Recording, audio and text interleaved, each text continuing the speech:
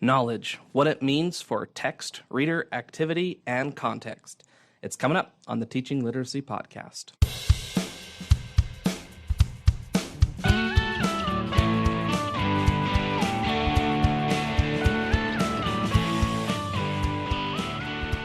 Hello, and welcome to another episode of the Teaching Literacy Podcast. I'm your host, Jake Downs. I'm a former fourth grade teacher and instructional coach, a current elementary literacy coordinator for a local school district. I also hold a PhD in curriculum and instruction that specialized in literacy and leadership from Utah State University. Welcome to the show. This show is all about bridging research to practice. If you're listening to this episode when it drops, we are at the cusp of a brand new school year in the fall of 2022. So whatever your context in teaching young children how to read, I wish you the best of luck. I wish you a fantastic year. And most importantly, I wish you knowledge in your quest to help your students become better readers. With the new school year, there is one change happening in the background of the Teaching Literacy Podcast. It might not make a huge difference on your end, on the listening side, but it does make a really big difference on my side, on the production side. I've brought on a co-producer. His name is Patrick Wells. I've known him for several years. I had the privilege to teach him in his elementary literacy methods course a few years back, and then we worked together in another context. And this year he is a first grade teacher starting out in the classroom, and he's joining Teaching Literacy Podcast to help with the editing and production of the show, the things that I get bogged down in a lot and that keep me from producing episodes on a more consistent basis. So we're all grateful for Patrick, because my hope is that I'll be able to get some episodes more consistently out to you, and we can be able to hear from literacy experts on how we can be teaching people how to read better. So I'm excited. Welcome to the show, Patrick. So right now, Patrick's just working in the background, but I'm sure before too long, I'll be able to convince him to get a mic in front of him, and we can hear from him as well. Other items of business, a great big thank you to those who have donated to the show, either through Venmo or through PayPal.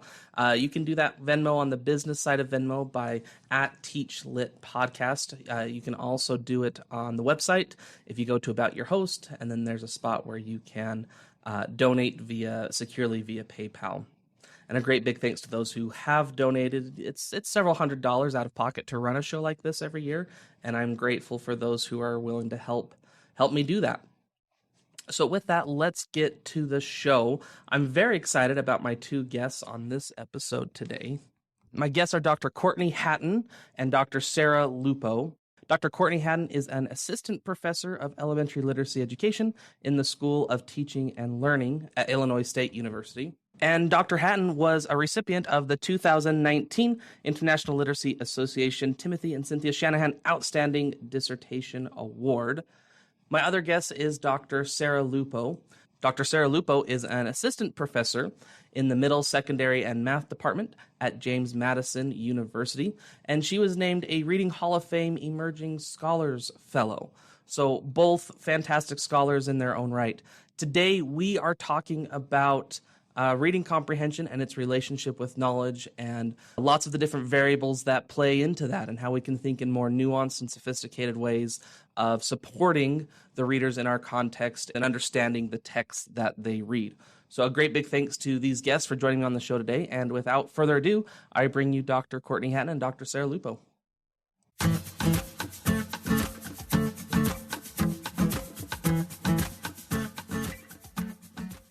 Dr. Courtney Hattan and Dr. Sarah Lupo, welcome to the Teaching Literacy Podcast. Thanks. Excited to be here. I'm excited to have both of you here on the show. We're talking about an article that you wrote in the Reading Research Quarterly's special double issue on the science of reading, and you titled it Rethinking the Role of Knowledge in the Literacy Classroom. Before we get too far in talking about knowledge, though, I want to get some background on both of you of your research interest, how those became your research interests, and maybe an overview of kind of projects that you're involved in right now. Yeah, I'd love to share. I'm Courtney Hattan. I'm an assistant professor of elementary literacy education at Illinois State University. I'm also a former elementary and middle school language arts and social studies teacher, and earned my reading specialist degree from Johns Hopkins in 2012 and my PhD in educational psychology from the University of Maryland in 2018. My research really centers on the intersection of knowledge and reading comprehension, both in thinking about knowledge activation as well as knowledge building, and thinking about doing both of these different processes in ways that are culturally responsive and acknowledging students' assets and the things that they bring with them to a reading experience, while also thinking about ways to introduce new knowledge and new perspectives to students. And thinking about sort of how I got into this, when I was a new teacher, I was sort of always told to do a KWL chart and activate students' prior knowledge, and sort of was often met with frustration from students of thinking about like students who had little topic specific knowledge or little interest in whatever we were about to read about, and then they would just sort of shut down or sort of disengage, or they would share lots of information that was either off topic, or they would be inaccurate knowledge or misconceptions. And I was kind of like, okay, there has to be a better way of going about this, or additional ways, or ways to tweak a KWL in order to make it more effective for my students. So I've been thinking about knowledge and knowledge activation in particular since I was a brand new teacher in 2006, and then sort of brought that into my research when I started my PhD program in 2012, and have really focused quite a bit on knowledge and how we can incorporate it into reading. That's wonderful. That mirrors my experience with KWO charts. So I'm excited to get into those a little bit later in the interview. So Dr. Lupo, why don't you give us a little bit of your background and research interests? Sure. So I was a teacher for 14 years before I went back to school and got my PhD and then became a professor. And I wore a lot of hats as a teacher. I was an ESL teacher at one point. I was an English language arts teacher. I was a literacy coach and a reading specialist as well. And I taught a lot of different grade levels. I'm a little bit odd. I've taught kindergarten all the way through 12th grade. And I taught at a lot of different kinds of schools too. So I've actually taught at public, charter, and private schools. My last 5 years, I was at a public high school, and I was working as a literacy coach and a reading specialist. Then I got my master's, and I just saw a lot of gaps in the research, things that like we just didn't know yet, as well as like a lot of things that were in the research that hadn't made their way into schools. And it really got me interested in research in particular, and wanting to help fill some of those gaps, but also help just bridge that research practice divide. I went back to school and I got my PhD at UVA. And now I'm a professor, and I teach graduate and undergraduate students, and I still engage in my research. And my research is pretty broad. My overarching goal is really to help bridge that research practice divide and help translate really good research into things that are actionable in the classroom for teachers. And a lot of my research is around comprehension. Wonderful. So both very intelligent, very knowledgeable folks to have here on the show with us talking about comprehension and its relationship with knowledge. And I feel that lately, knowledge has been a very hot topic in the role of comprehension. There's been in kind of public spheres, things like strategy instruction that's kind of gotten thrown under the bus in favor of knowledge building. What I really like is with your article, you're not pitting one sort of aspect of literacy against another aspect of literacy, but the article is just talking about, well, let's think about knowledge and how knowledge connects to literacy and comprehension within the classroom. So to start out with that, let's maybe just do a brief visit or revisit to the RAND model. You know, the RAND model was initially published in 2002 by the RAND study group. And 20 years later, I still find when I'm talking with teachers or with undergraduates, the RAND model helps frame comprehension really nicely. And there's other more sophisticated or technical or nuanced areas we can get into, but just to think about it broadly, I found it to be very applicable. So can we start off with just a brief overview of the RAND model and why it still matters 20 years later?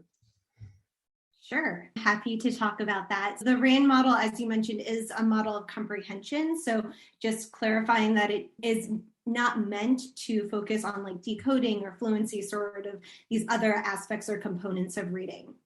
RAND defines reading comprehension, and I'm quoting here, as the process of simultaneously extracting and constructing meaning through interaction and involvement with written language. And within that, there is sort of this interaction between the reader, the text, and the task within a particular sociocultural context. I'll kind of delve a little bit into what each of those are in a way that centers knowledge. So when we're thinking about readers do bring various types of background knowledge with them to their reading experience. So this can range from topic-specific knowledge or domain general knowledge, cultural knowledge, linguistic knowledge, strategic knowledge. You just mentioned strategies. So Students' knowledge of those strategies is something that they can bring with them to a reading experience. And when we're thinking about text can vary in format. They can be narrative, they can have different expository text structures. And I know that you had Dr. Strong on here back in November of 2021. So I encourage everyone to check that out if they haven't already. He talks about different text structures. Students would need to have knowledge of those text structures in order to be able to access those texts, but that's another thing to think about when we're thinking about text, as well as the content of those texts and the knowledge that those texts bring and give to students. And then we also can think about task. Task is a purpose for reading. Oftentimes a task could include something like summarizing, or even the task to do well on a test or to answer multiple choice questions. But if we're thinking about centering knowledge here, the task could be to be able to learn from the text. Then in that learning, maybe present that information to a peer, or really think about a more authentic way of using what students are learning in order to do something with that information. And then that intersection of the reader, the text, and the task all happens within a sociocultural context. And the sociocultural context will include the social and cultural factors that might influence students' comprehension, such as a classroom community or interactions between peers. But a sociocultural context could also include students at home, literacy practices such as reading a recipe while cooking with a family member, or reading a story before bed, or reading social media. One thing that I like about the RAND model is that it does provide that space for considering both cognitive and sociocultural perspectives. Cognitive perspectives are what's happening in the brain of an individual learner, or the mental processes that are occurring within an individual. So there is that thinking about what's happening with that reader at a particular time when they're interacting with a text. However, there's also this space of thinking about how the reader is interacting with peers, with the teachers, with authors, and understanding and acknowledging that reading is a social practice, so that we should be having these conversations and communication, not only with ourselves, but also with the people and the communities around us.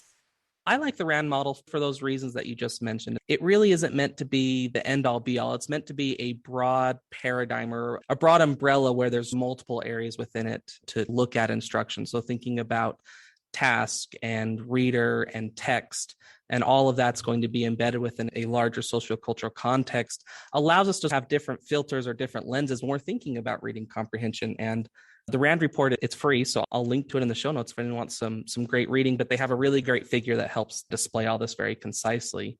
I will actually add one quick thing, if you don't mind. Yeah, please. One thing that I like about the RAND model is that as a teacher, I can control two of the aspects. So while I can't control what my readers bring to any one given situation, and I can't really change the sociocultural context of my students' lives or school, I can create a really good classroom environment that I think adds to that sociocultural context. But I can choose my texts and I can choose my activities. And so to me, it's very uplifting as a teacher. Oftentimes we approach comprehension and we think, oh, but students can't and it's so hard.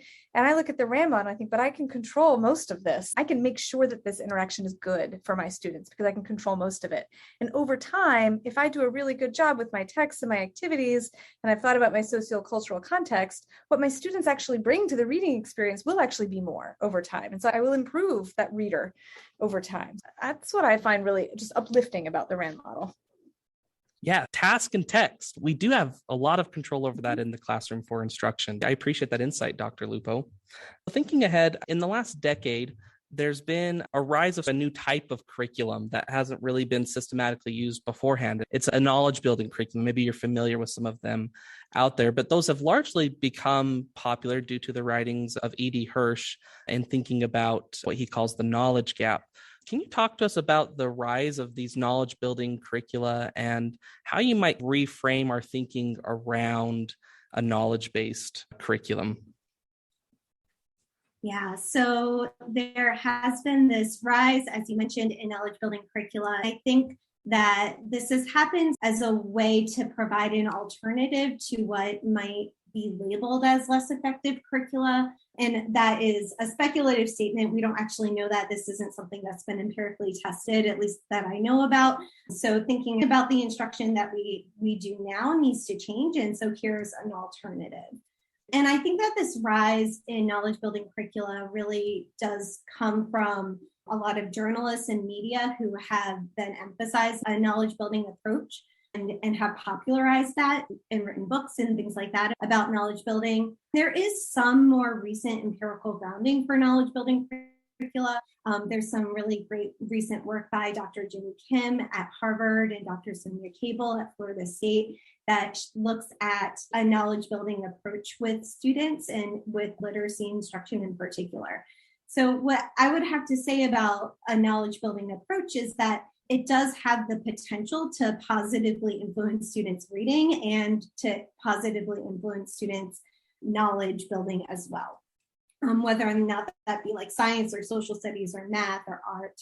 But I do think that there are some things that need to be entered into this conversation and some potential concerns with just sort of delving right into knowledge building without thinking a little bit more broadly about what's happening. And just because something is different or new doesn't necessarily mean that it's better. So we do need more empirical support for this. But one of the bigger things that I think is missing from the conversation is thinking about whose knowledge is being centered in the texts that are being used within the knowledge building curricula that are out there. And then also thinking about local contexts and local cultures and how they're being considered as part of this.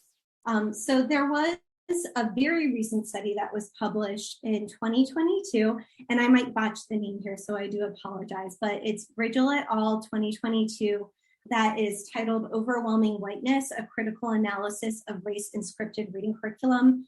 And what that study shows is that they look at one of the very popular knowledge building curricula that are out there and shows that this curriculum is centering whiteness in terms of the text that they're using, the authors, the characters, the situations, the instructional techniques and instructional supports that are being used.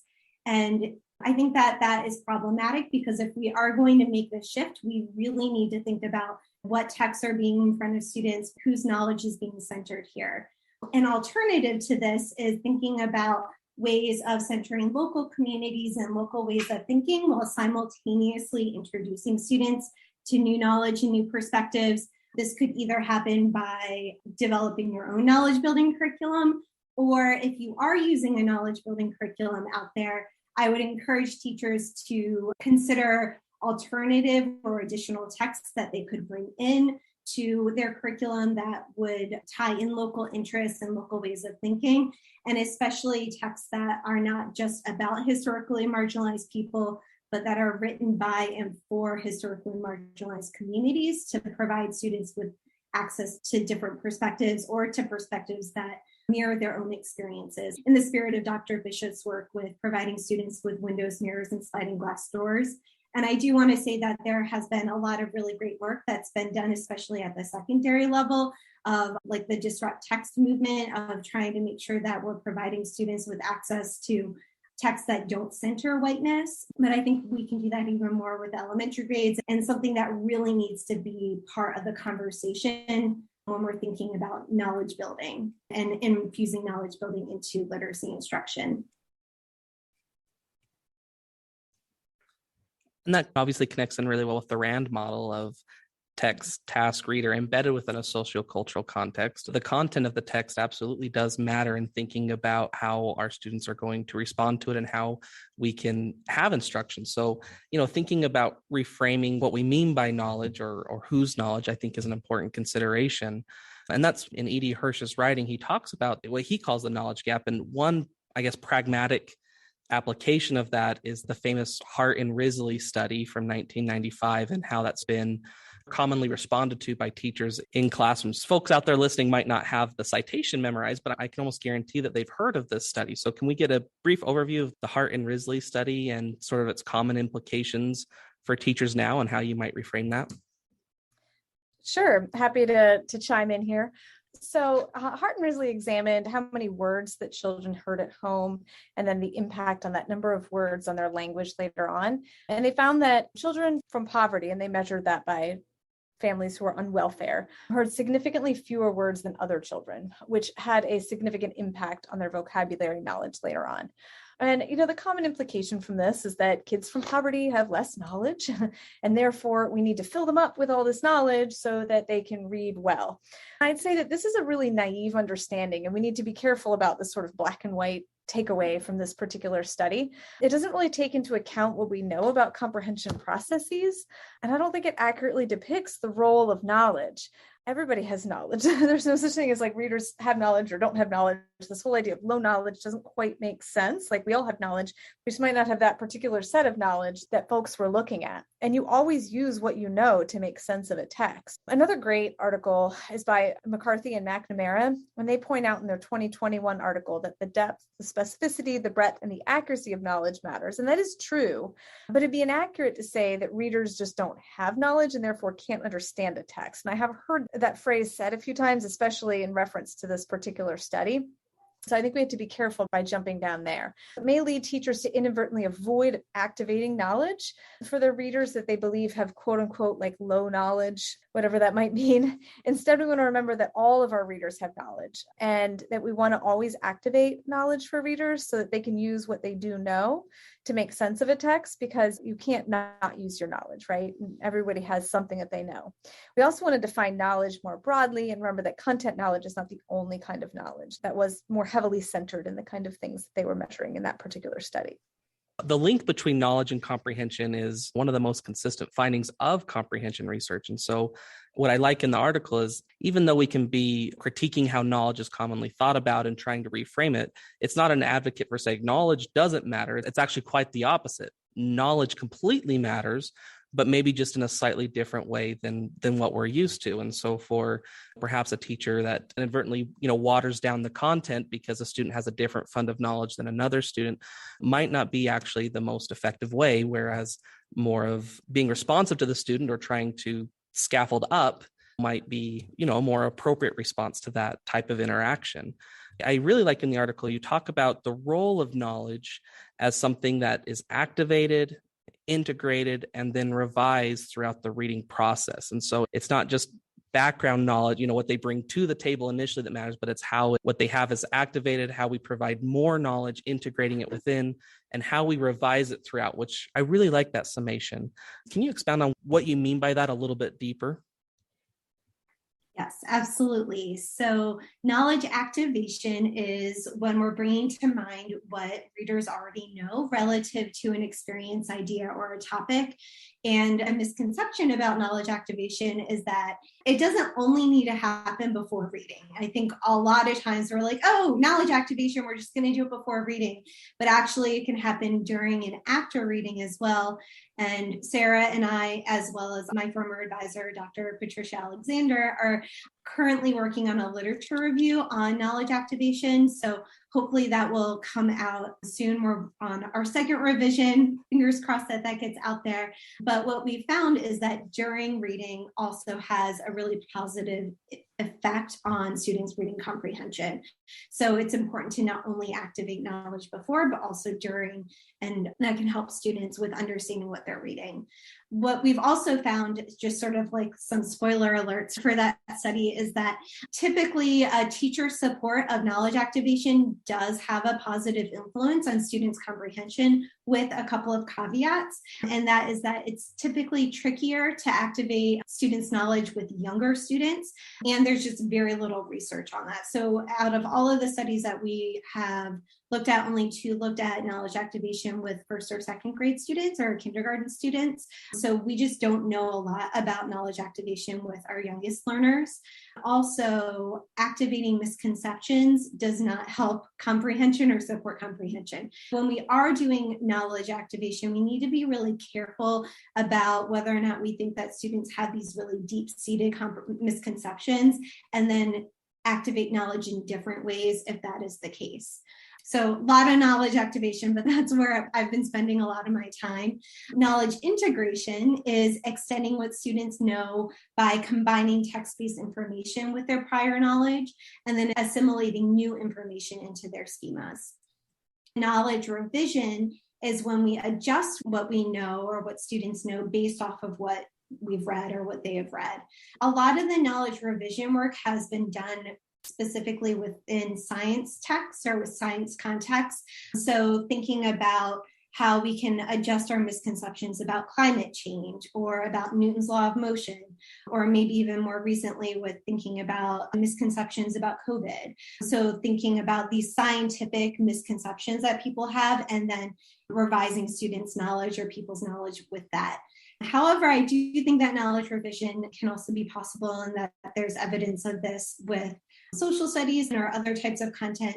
For example, we could think about revising students' knowledge of the Columbus story of Columbus is this hero, someone who discovered America, and then help students by revising their knowledge by giving them texts that help them understand Indigenous perspectives, what was going on with Indigenous communities at that time, and understanding that they really have existed on what's currently considered to be United States soil long before Europeans came and colonized the land. This kind of goes back to this idea or this question of whose knowledge is then being centered, and then how are we supporting students in the knowledge revision process and in shifting and adjusting their knowledge as they're engaging with text.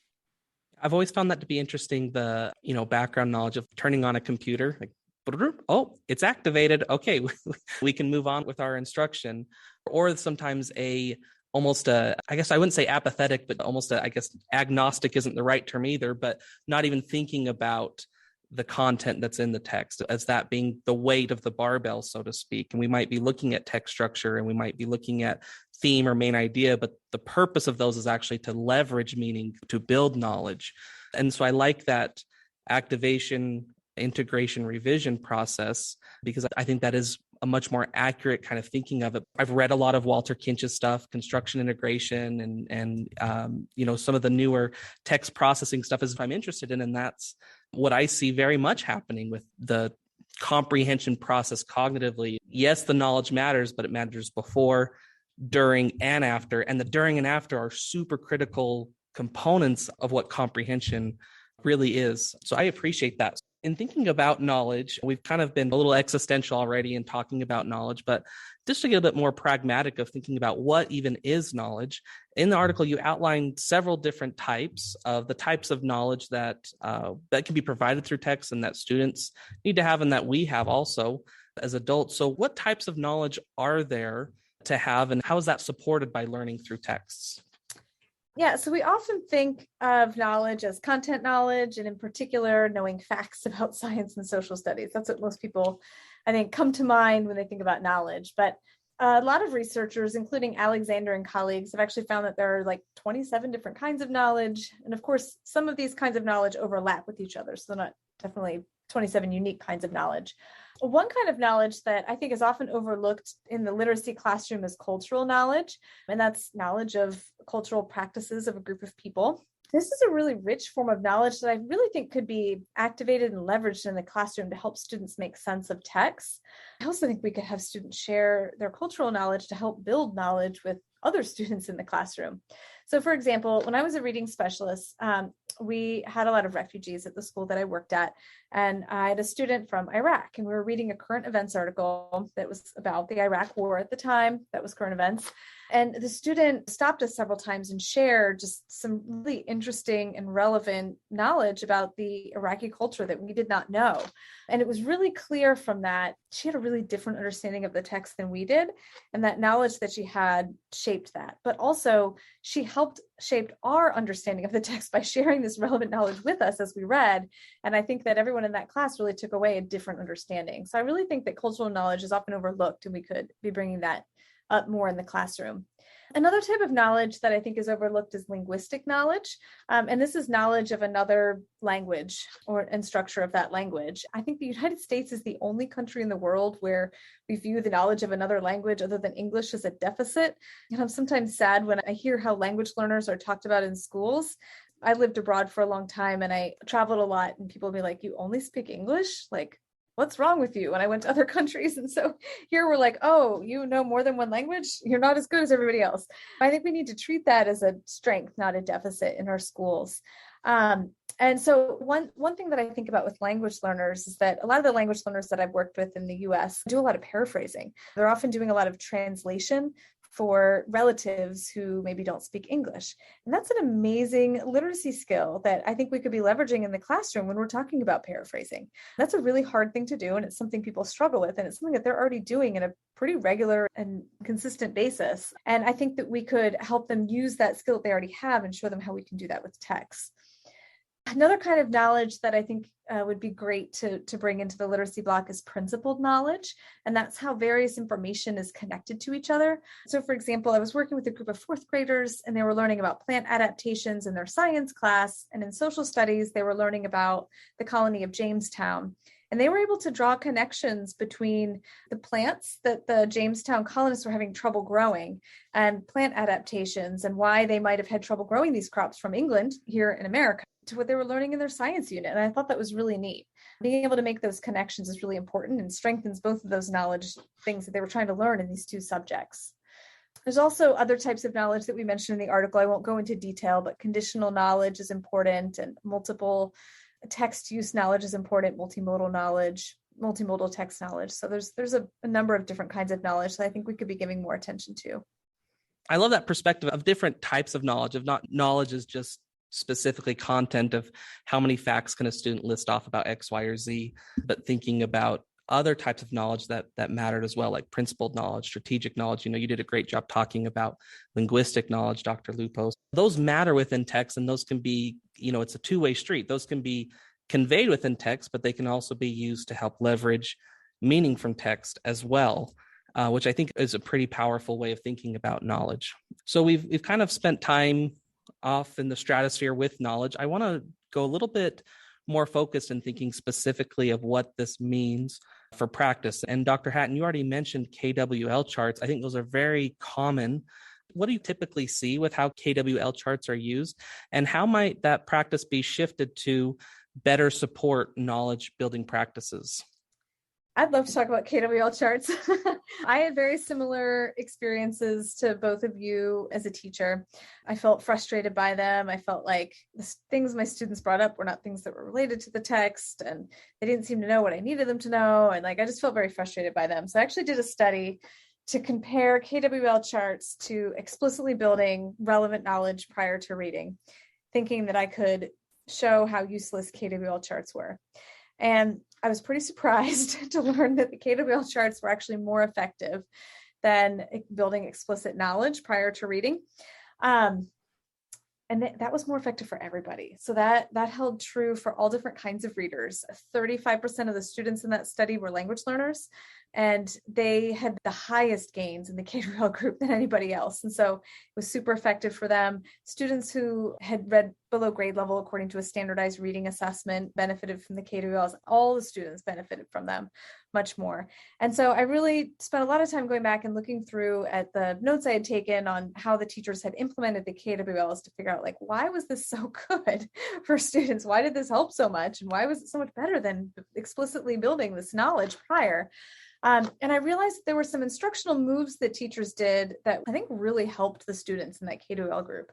And so one of the things that they did was, if students didn't know anything about a topic, instead of just getting frustrated and being like, whatever, we're just going to read the article, they looked for a different topic in the article to find something that students did know. So for example, students were reading an article that compared these are ninth graders, compared immigration policies in present day Syria. This is during the Syrian refugee issue that we're having here in the US with the Holocaust. And the teacher asked students what they knew about Syria, and they did not know very much about Syria. So she's like, well, what do you know about the Holocaust? And they knew tons of information about the Holocaust. So she was able to find information that they knew to help them make sense of that text. Another thing that I saw teachers do was to go broader. Another teacher with students were reading an article about the country of Guinea in Africa. And she asked what they knew about Guinea, which was nothing. It was very, very little. She's like, well, what do you know about Africa? And the information they knew about Africa was actually really relevant to what they were reading. And so that going broader, she was able to find what they did know and help them use that to make sense of the text. And so I think that part of what was happening was that the teachers were approaching all of their students as having knowledge. And it was just a matter of, I'm going to keep going until I find it and help you bring that out. It was very discussion based as well. And so I think that that's why it was so effective, rather than just saying, well, these are low knowledge students, they didn't know anything, I'm going to move on, this KWL didn't work. They kept going. And I thought it was really great. And so really, they also drew from different kinds of knowledge too. So it wasn't just looking at their content knowledge. They did draw from their personal knowledge. So another text, they're reading about allergies. The students shared personal experiences with allergies as they were reading that text to help them understand it. So by broadening our view and coming to students with the idea that they all have knowledge, I think KWL charts can actually be used quite effectively to activate knowledge. I like that thinking of using the KWL chart, related knowledge, or, kind of what superordinate category. How can I tap into something that they do know in order to help bridge it to there, at least as a starting point? Maybe I'm going to go off script and ask a follow-up question. I found in my class that sometimes students struggled with the want to know part, right? The W part of that, of saying, well, I might know a few things, but I don't know what I want to know. Or it would be that they might list some things they want to know, but then that isn't actually covered by the text or by the text selection, the set of text we were using. Do you have any insights on the W part? Yeah, there were some great things that happened in the study because I had similar experiences too. And the teachers provided a lot of guidance to the students and a lot of feedback. And I think that's what was really helpful. For example, students would ask questions that just didn't really have anything to do with the text. And the teacher would reframe the question in a way where taking the spirit of what students were saying and helping them use that to make something that they would actually find in the article. Or if it was something that she knew they wouldn't find, she'd help them actually broaden their question so that it would be something they could look for. And I think that's a really important thing that we have to remember, is that we're helping our students set a purpose for reading, but we're not just letting them go do it on their own. It's that feedback and that guidance from us that helps them set that really good purpose. And so it has to be an interactive process like that. I've seen a lot of just hand everyone a KWL chart and they'll just do it on their own. When I went back and really read a seminal article on KWL charts and how they're supposed to be used, that is not how it was intended as a strategy. It was intended as a discussion strategy with lots of teacher guidance and facilitation on those heavy cognitive thinking processes, like how to ask questions that we can then try to answer in a text. And so I think that's really the key there. That's very insightful. I'm thinking principles of graduate release that, maybe I could have done better with my students by me modeling a little bit more of this is how I would think about what types of things I would want to learn. And then over time, doing perhaps more guided practice. But where it's not just a worksheet, hey, go fill that out. Check. All right, we've done our knowledge thing. Let's move on. But I think that's really powerful. And I'm also just now realizing that the KWL really mirrors very, very nicely the activation, integration, and revision. Each one of those, the K, W, and L kind of fill all those in nicely. So that can be a very kind of pragmatic way of thinking about the more broad aspects of the role of comprehension. That's fantastic. Another one that I think is very commonly used and I think could deserve some good discussion. Oh yeah, did you want to chip in? Yeah, I would. Yeah. I'm sorry, I didn't mean to interrupt. No, you're just fine. Yeah, you're good. So just one other thing to think about is that there actually has been very little research on KWL charts. And so Sarah has done a study. I have also done a study and had very different findings, but it wasn't with a heavily discussion-based format. It was with 5th and 6th grade students where they really were doing this more internally or by themselves of what do I know, what don't I know, and or what the K, what do I know, and then have I learned and that was not effective for their reading comprehension. It's actually the least effective of several strategies that they did. Dr. K. Stahl did a study with 2nd grade students, and she found that KWL was several instructional supports for younger learners. So I think it's just really important to think about what grade level, and then also what teacher scaffolds are part of that. Just like Sarah was mentioning, it's really about how is the teacher supporting students and getting at what their knowledge is, rather than just saying oh, KWLs are always great or KWLs are never great.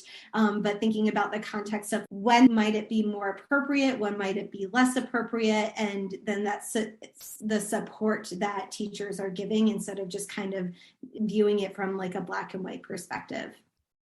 Absolutely. And I'm really glad you touched on that, because with research, it's a consensus over time that's built. And so, here we have a great example of multiple studies showing slightly different things or more effectively used in one situation than another. And I think about when there's a gap like that of going back to what's your model or what's your purpose. Like when we talked about the RAND's definition of comprehension, it talks about the extraction of text details, the construction of a mental model, and that's through interaction with the text. And so I tend to think that, okay, if I'm using a KWL chart that's helping my students extract construct a mental model and we're doing that through interaction with the text, that's probably going to be a more effective use of a KWL than a practice where we're not using it to build a mental model. We're not using it to extract details from the text, and we're not using it in a way that interacts with the text. Sometimes I think where there's research gaps like that, having a broader model to kind of contrast it with can be a way to help decide, well, is this going to be effective or is it not?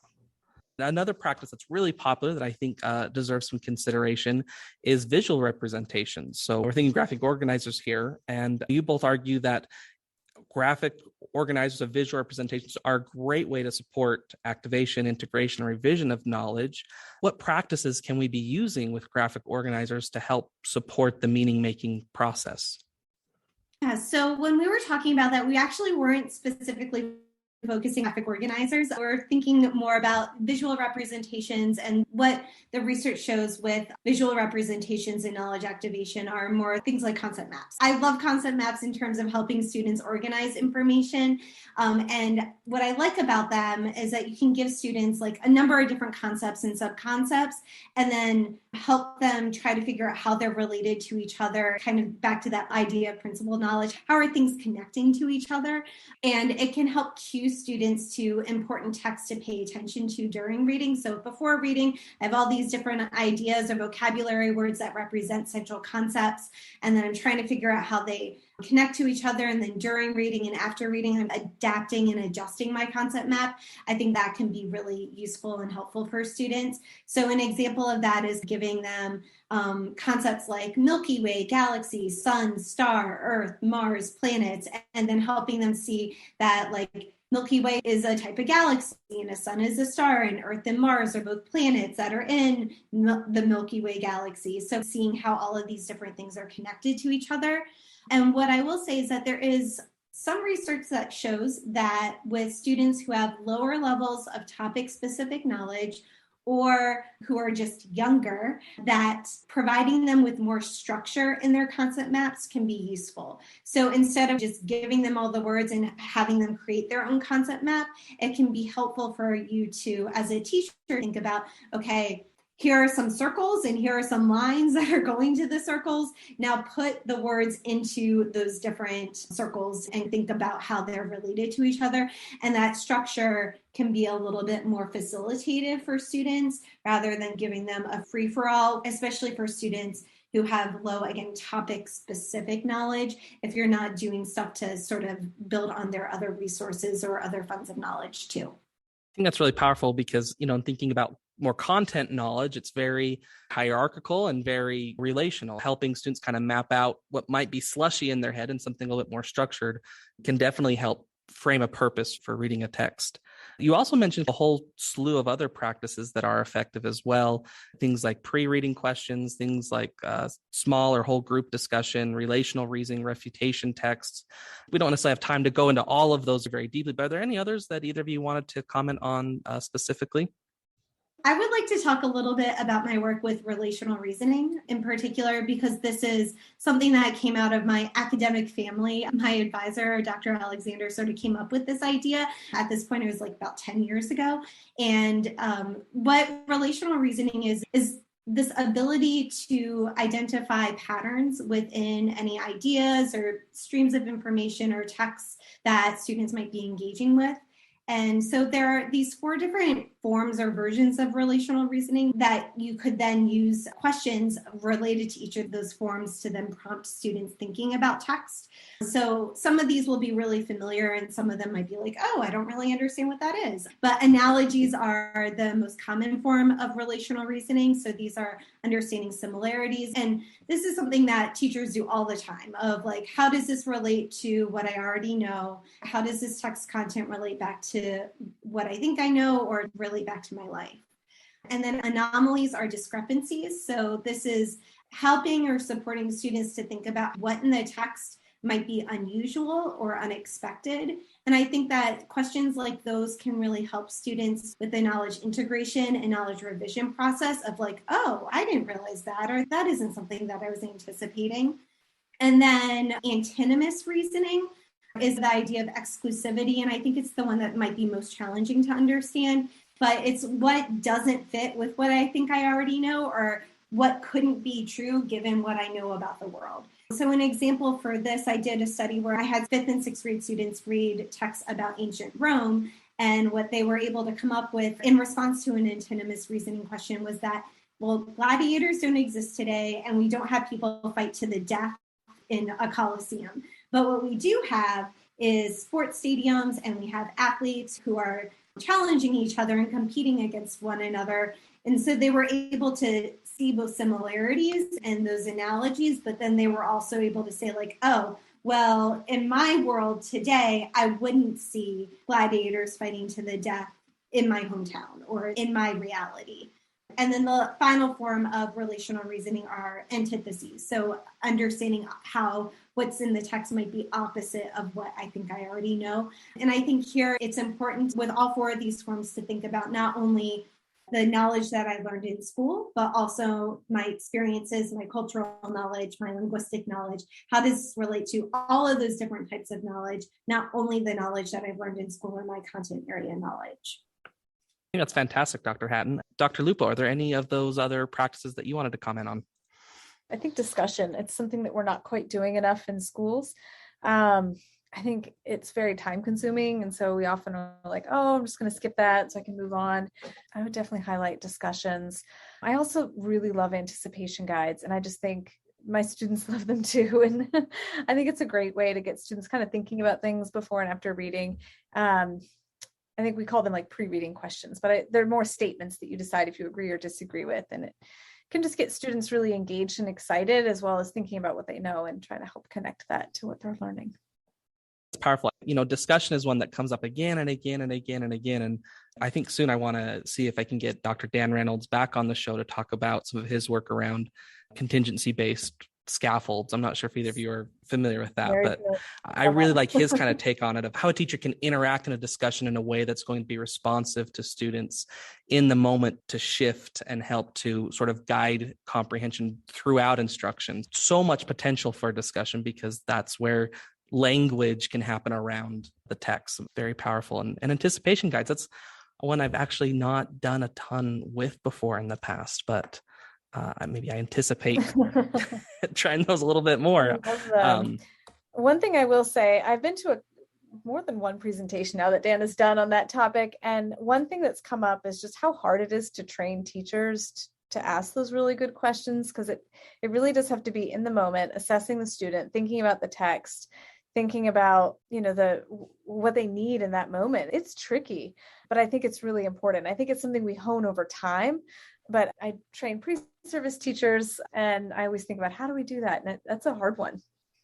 It is very hard, and expertise certainly plays into it. But yeah. I think at the very least, kind of the way he frames it is a step, I think, for teachers in the right direction to say, oh, it's not just, we're going to talk about this text, for the next 15 or 20 minutes, but what's my role as the teacher?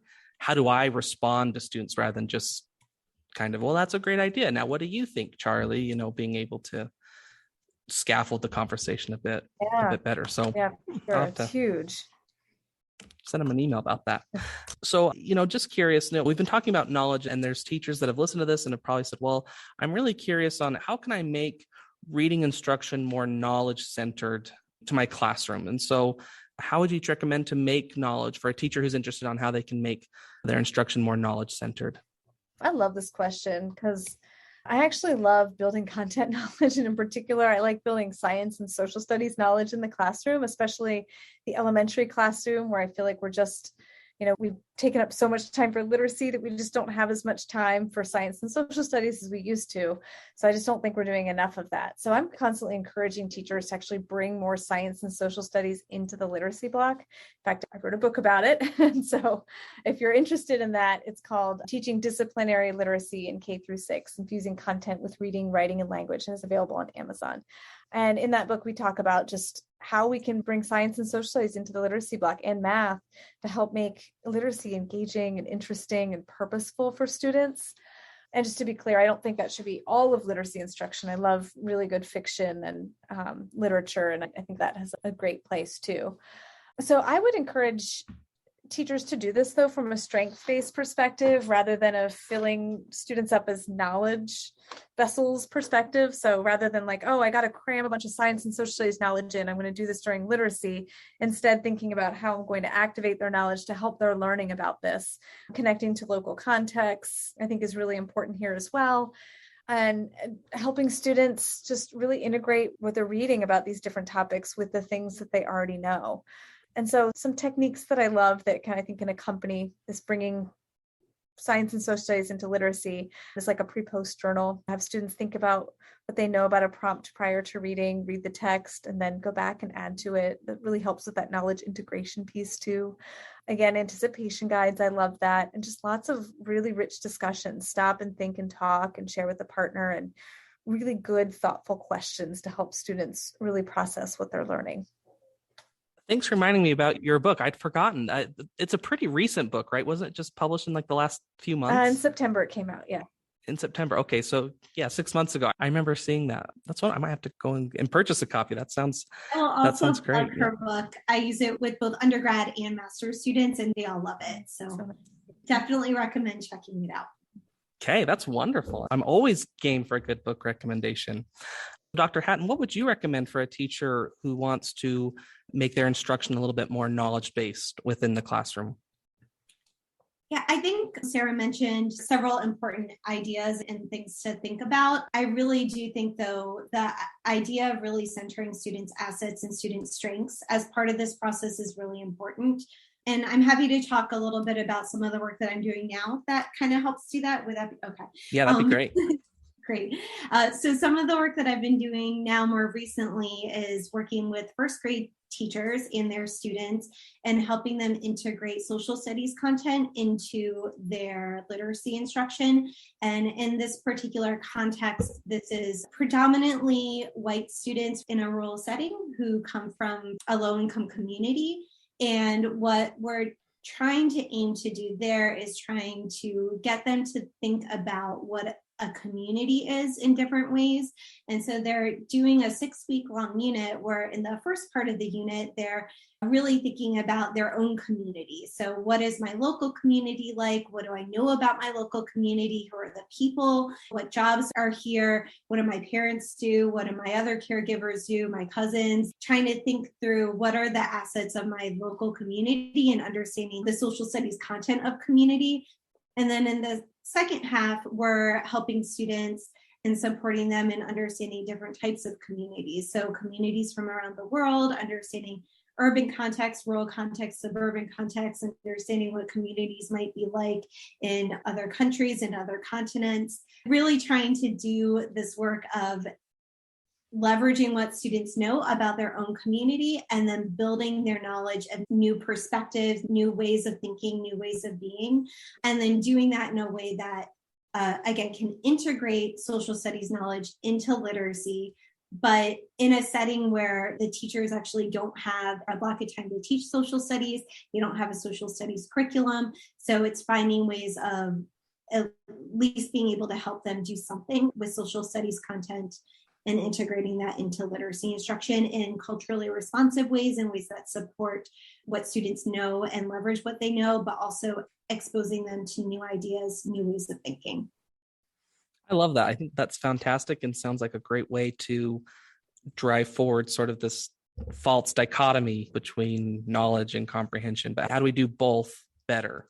Maybe my biggest takeaway from thinking about how teachers can make their reading instruction more knowledge-centered is if you're teaching reading, you have texts, and those texts are reflecting types of knowledge. And if you have students, those students have knowledge, and you don't necessarily need one of the knowledge building curriculum to go and build knowledge with your students, but you're trying to think about the interaction between those two things. And through this episode, I've learned thinking about it as how can I step sideways to find where I can tap into their knowledge at what's relational, or how can I maybe step up to a broader category, and kind of thinking about those two things to initially, at least to find, where their knowledge is at, and then pulling it more towards the text, and with that integration and revision process of being able to help actually build new knowledge. That's really powerful. So Thanks to both of you, Dr. Courtney Hattan and Dr. Sarah Lupo, for joining me on the Teaching Literacy podcast. Final question for each of you. What makes a good teacher? Well, so many things. But I spent a lot of time coaching teachers, and I love that. And I feel like I learned so much from getting to do that work alongside teachers. And one thing I'd say that I've learned is the really big difference between a really strong teacher and a mediocre, or even a poor teacher, is how they approach and what they do with their mistakes. A really good teacher takes those mistakes and looks at what they can do to help make things better. If a lesson didn't go well, instead of blaming the students, oh, they didn't know things, they're not good readers, their parents aren't training them right, my principal's forcing me to use this terrible curriculum and I hate that. And they instead take it on themselves and they're like, what can I do better? Like, this is the situation. I've got this curriculum. I have these particular students. I have this principal who's asking me to do these particular things. What can I do if that lesson didn't go well? And I think that's really the biggest difference between a strong teacher and a weaker teacher, is what we do with our mistakes. Dr. Hattan. That's a great answer, Sarah. I would add on to that really considering students from an asset-based perspective, that this might be the thing that I just keep coming back to throughout this episode, but just really making sure that we're acknowledging students' strengths and not thinking about them as being these empty vessels waiting to be filled, but instead understanding that students have a lot to bring to the table, that they're real, living, breathing people who have wonderful, fun personalities and experiences. And I think really great teachers see the assets that each students bring and get to know the communities and the cultures in which they are living and working and building relationships with students, with families, and with those communities. Wonderful. Dr. Courtney Hattan and Dr. Sarah Lupo, thanks for joining us on the Teaching Literacy podcast. Thanks for having us.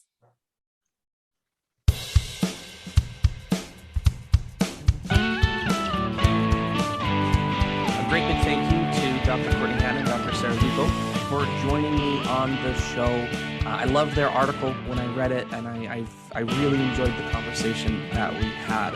I've got two quick takeaways from my conversation with them. And the first one has to do with the nature of comprehension. There's a lot of different models out there, and I've talked about some of those models on the podcast, things like the simple view of reading and things like the reading rope. And I love those models. I need to be transparent with that. I think they are great, fantastic models. But sometimes when we're talking specifically about comprehension, there are some other models that I think help shed light on how we can be good instructors of literacy and of reading comprehension. And one of those we talked about on the show today, and that is the RAND model. And it's 20 years old, but it's still kicking and it's still going strong. And I find when I'm talking with people about reading comprehension, that is one really efficient way to help categorize a lot of the broad variables that go into understanding what we read. There is a reader and the assets that reader brings to the text. There's a text, which is the item that is meant to be comprehended. There is an activity or a task, which is the reason for reading, which is a huge deal. And I've talked about that on the episode with Dr. Kit Moore and Dr. Eric Moore.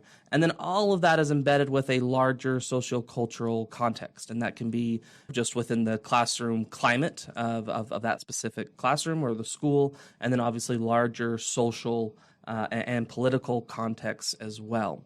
And so those become knobs or variables that we can sort of try to tweak and adjust. And I really like how Dr. Sarah Lupo explained that a lot of those are within our purview. We can curate the texts that provide opportunities for our students to become better readers. And we can also select the activity, which, in the classroom, for me, I view that as instruction. We get to design the instruction.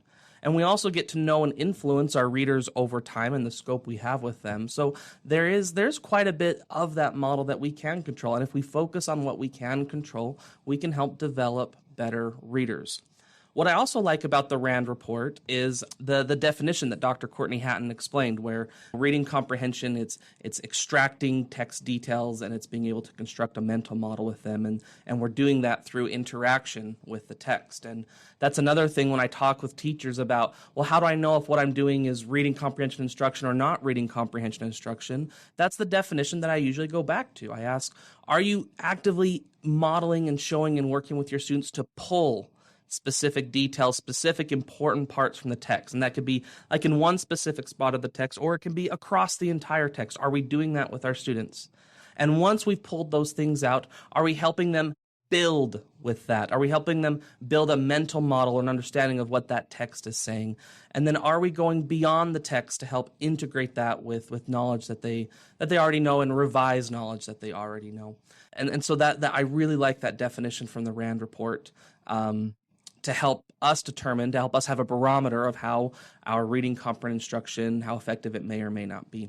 So that's my first takeaway. Big fan of the RAND model.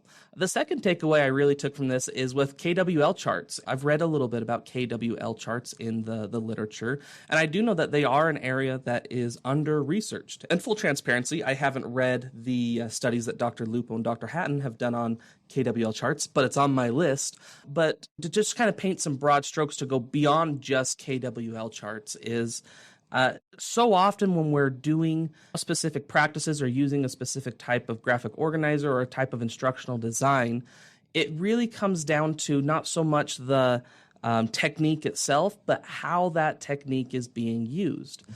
We had two different scholars who have investigated KWL charts, and they came with differing results. That in one case they worked pretty well, in one case they didn't work so well. And so for folks like me and you in the classroom, what do we do about that? How do we make sense of that? And I think it comes back to are we using those things in a way that is meeting that definition of reading comprehension instruction that I explained a second ago? Are we using it to extract details and build a mental model and help go beyond the text to integrate with what we already know and then revise it? And then I would also add, how are we using that KWL or the specific instructional technique within a model of gradual release? I'm a really, really big fan of gradual release. It is a bit of an art form that it's not always going to be this I do, we do, y'all do, you do. That's not really how it's talked about in the literature. It's talked about being very dynamic and very responsive. And so sometimes it's going to be a really short model that you provide, and lots and lots and lots of the group doing it together, and then small groups or partners working on it together. It can be a very dynamic model. It doesn't have to be this static checkbox of steps. But if we're just throwing these graphic organizers or other techniques that are popular in instruction right now, we're just throwing them at students to have them do, then it's just independent practice. And as the teacher, you and I are the experts. And so obviously every student, they have a whole variety of assets that they bring to the table as well. But we are the ones that are taught in pedagogy, so we can leverage that knowledge from them much more effectively. And so that I think that goes specifically with KWL. Are we thinking of using that with a gradual release model with lots of modeling, lots of practice together? And are we using it to extract details from the text, build a mental model, go beyond the text to integrate with what we already know, and then revise what we've learned? That's all I've got for you today. Great big thanks again to my guests for taking time out of their lives to join us on the show to help teach us how we can teach reading better. And we're at the cusp of a new school year. So I wish you the best of luck in your instructional context. And until next time, let's go and teach reading just a little bit better.